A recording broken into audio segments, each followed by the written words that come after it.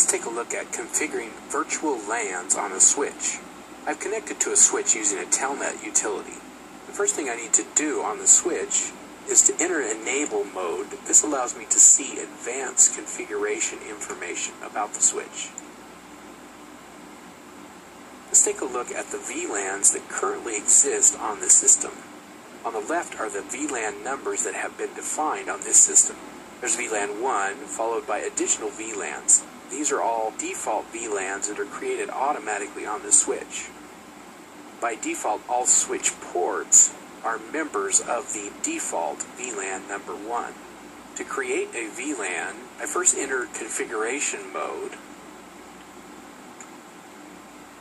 and then I can use the VLAN command to create a VLAN using a number that I choose. So in this case, let's choose VLAN 2.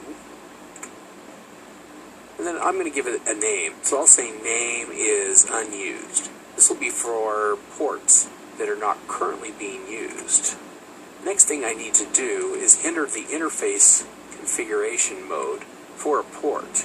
So I'll do interface fast Ethernet, and I'll do port number 0/11. And then I assign this port to the VLAN that I created earlier. I'll use the switch port access VLAN command followed by the VLAN number that I want to assign the port to. So for instance, if I go back and now look at the VLANs that exist on my switch, I'll see that I now have VLAN 2 that has been added, and I have assigned the switch port FA011 to that VLAN. I could create additional VLANs and assign additional ports using similar commands. Let's create VLAN 12 and give it a name of accounting. And then let's take interface fast Ethernet 010, and we'll assign that to the VLAN 12. And let's also take interface 0/12 and assign that also to the same VLAN. And then let me just check again to view my VLAN configuration with my port assignments. Now I have 3 VLANs, VLAN 1, VLAN 2, and VLAN 12. And here are the port assignments for those VLANs. Another thing to be aware of is trunking. Trunking is a protocol which enables routers and switches to connect to the switch.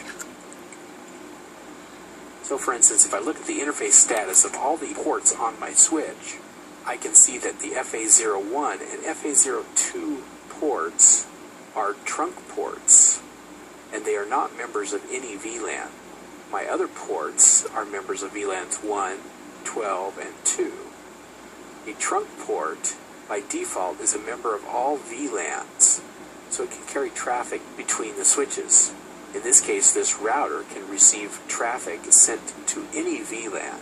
You use a trunk port to enable switch-to-switch or switch-to-router communications, where the frames need to travel between the switch and the other device, and where the frame is a member of any of the VLANs that have been defined on this switch. So I use virtual LANs to segment devices on my switch by switch port. In this example, I have members of VLAN 1 which all can communicate with each other. I have members of VLAN 12 which can communicate with each other. However, members of VLAN 1 are not able to communicate with members of VLAN 12. To communicate between VLANs, I need to configure a router on a trunk port that accepts traffic from multiple VLANs.